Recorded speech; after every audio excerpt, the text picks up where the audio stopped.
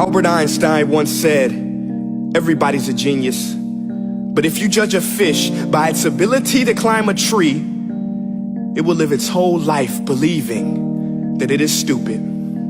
Ladies and gentlemen of the jury, today on trial we have modern day schooling. Glad you could come. Not only does he make fish climb trees, but also makes them climb down and do a 10-mile run. Tell me, school, are you proud of the things you've done? Turning millions of people into robots, do you find that fun? Do you realize how many kids relate to that fish swimming upstream in class, never finding their gifts, thinking they are stupid, believing they are useless? Well, the time has come, no more excuses. I call school to the stand and accuse him of killing creativity, individuality, and being intellectually abusive. He's an ancient institution that has outlived his usage. So, Your Honor, this concludes my opening statement, and if I may present the evidence of my case, I will prove it. Proceed. Exhibit A. Here's a modern day phone. Recognize it? Here's a phone from 150 years ago. Big difference, right? Stay with me. Here's a car from today, and here's a car from 150 years ago. Big difference, right? Well, get this. Here's a classroom of today, and here's a class we used 150 years ago. Now, ain't that a shame? In literally more than a century, nothing has changed. Yet you claim to prepare students for the future? But with evidence like that, I must ask, do you prepare students for the future or the past? I did a background check on you and let the record show that you were made to train people to work in factories, which explains why you put students in straight rows, nice and neat, tell them sit still, raise your hand if you want to speak, give them a short break to eat, and for 8 hours a day tell them what to think. Oh, and make them compete to get an A letter which determines product quality, hence grade A of meat.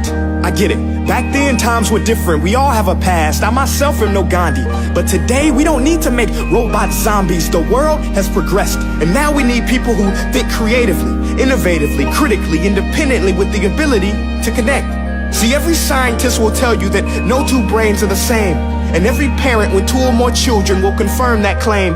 So please explain why you treat students like cookie cutter frames or snapback hats, giving them this one-size-fits-all crap. Watch your language. Sorry, Your Honor, but if a doctor prescribed the exact same medicine to all of his patients, the results will be tragic. So many people will get sick, yet when it comes to school, this is exactly what happens. This educational malpractice, where one teacher stands in front of 20 kids, each one having different strengths, different needs, different gifts, different dreams, and you teach the same thing the same way? That's horrific. Ladies and gentlemen, the defendant should not be acquitted. This may be one of the worst criminal offenses ever to be committed.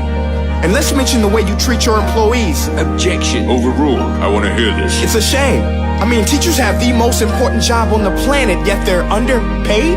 No wonder so many students are short-changed. Let's be honest, teachers should earn just as much as doctors, because a doctor can do heart surgery and save the life of a kid, but a great teacher can reach the heart of that kid and allow him to truly live. See, teachers are heroes that often get blamed, but they're not the problem. They work in a system without many options or rights. Curriculums are created by policymakers, most of which have never taught a day in their life. Just obsessed with standardized tests. They think bubbling in a multiple choice question will determine success. That's outlandish. In fact, these tests are too cruel to be used and should be abandoned, but don't take my word for it. Take Frederick J. Kelly, the man who invented standardized testing, who said, and I quote, "These tests are too cruel to be used and should be abandoned." Ladies and gentlemen of the jury, if we continue down this road, the results will be lethal. I don't have much faith in school, but I do have faith in people. And if we can customize healthcare, cars, and Facebook pages, then it is our duty to do the same for education, to upgrade it, change it, do away with school spirit, because that's useless. Unless we're working to bring the spirit out of each and every student, that should be our task. No more Common Core. Instead, let's reach the core of every heart in every class. Sure, math is important, but no more than art or dance. Let's give every gift an equal chance. I know this sounds like a dream, but countries like Finland are doing impressive things. They have shorter school days. Teachers make a decent wage. Homework is non-existent, and they focus on collaboration instead of competition. But here's the kicker, boys and girls. Their educational system outperforms every other country in the world. Other places like Singapore are succeeding rapidly. Schools like Montessori, programs like Khan Academy, there is no single solution. But let's get moving, because while students may be 20% of our population, they are 100% of our future. So let's attend to their dreams, and there's no telling what we can achieve.